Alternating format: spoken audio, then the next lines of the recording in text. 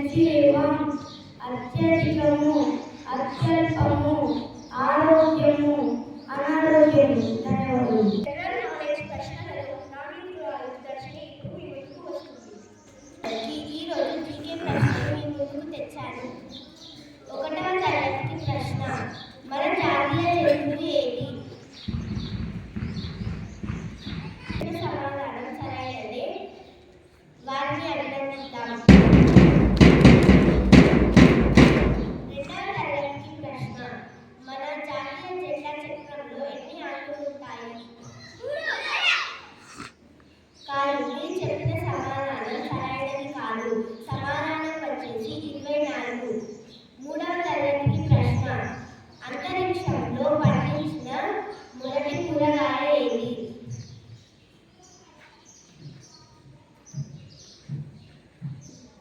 నేను మళ్ళీ చెప్తాను. అంతరిక్షంలో పండించిన మొదటి కూరగాయ ఏది?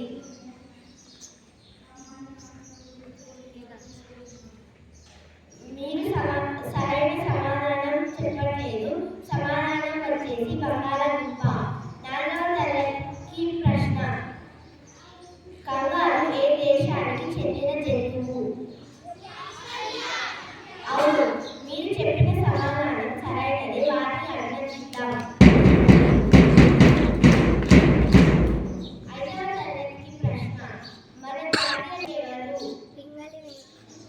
అవును. మీరు చెప్పిన సమాధానం సరైనది. వారిని అభినందిద్దాం.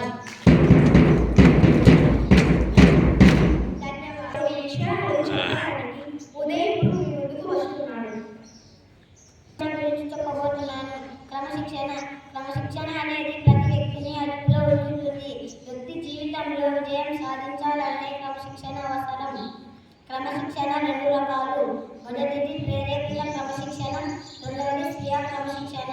ప్రేరేపిత క్రమశిక్షణ అనగా మనకు ఇతరులు నేర్పినది. స్వీయ క్రమశిక్షణ అనగా మనం సొంతంగా నేర్చుకోవడం. ధన్యవాదాలు.